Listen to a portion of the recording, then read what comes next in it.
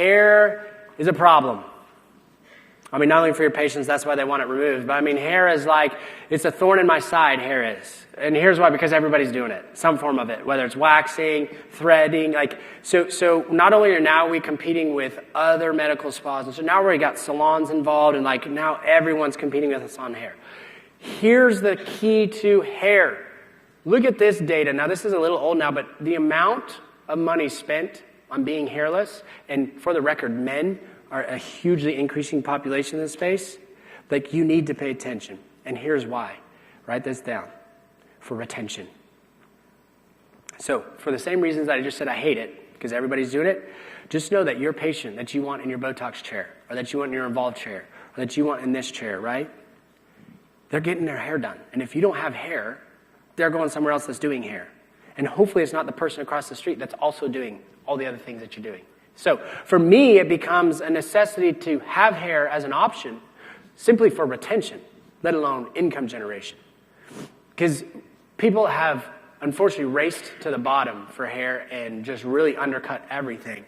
So prices are really, really cheap for hair. But it's necessary. So the reason why I love the fact that InMode included this on my device is I did not have to buy a separate hair standalone device and spend hundreds of thousands of dollars for hair. This was on a machine that does a ton of other things that's generating a ton of other cash. That's why this is amazing. So I know I need it, but I don't want to go out and buy just hair, because then I have to have a lot of volumes. Here, now I'm using the Morpheus, I'm using my Lumecca IPL, I'm using Diolaze, I'm using it to generate all kinds of money, and I also, as an added bonus, have opportunity for hair. So it's beautiful that they put this on here for us. The Diolaze XL is the one that's included. The gold standard wavelength, if you look historically, is considered to be 810. So this is seeking a chromophore that's melanin. So this wavelength is looking for dark pigment in a hair shaft. And it's using the diode laser, seeking like a missile, zoning in on melanin in your hair shaft, zapping that hair shaft and killing the hair bulb. It's using the gold standard fluence, which is typically thought to be 30 and 30. And even better yet, we have multiple opportunities for cooling. So you don't have to raise your hands, because I would never ask you to raise your hands on this question. But I assume there's been plenty of you that have done hair in here. And I also assume that you've done hair in very sensitive areas, like intimate areas. So this is super important to have cooling. I did my neck. It's one of my favorite things that I've actually done in my practice. I did my neck so I didn't have to shave this. And I will tell you, it's a little zappy. So I can't imagine what it feels like in other areas, right? So the importance of 3P cooling. We were the first ones to do this, now everyone has it. But we have cooling, like if I'm moving this down screen, I've got pre-cooling, parallel cooling, and post-cooling. This next video will not only wake you guys up, it will illustrate the power and the necessity to have a chilled tip for your patient comfort. Do we got sound, gentlemen? Okay, cool.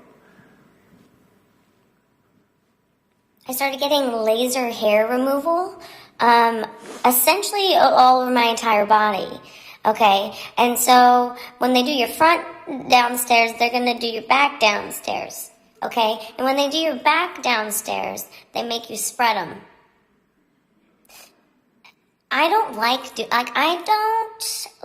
doing that. Like, essentially, like, I've been there at this point probably like 12 or 13 times. That means 12 to 13 more women have seen my butthole than men have. It's just, I just throw it out on the table for you. So, because I don't like to spread them, I will just let the lady kind of just like go in there blind. And, so this one of these last times, she went in there blind. Didn't know where she was shooting. Shot it right into my butthole.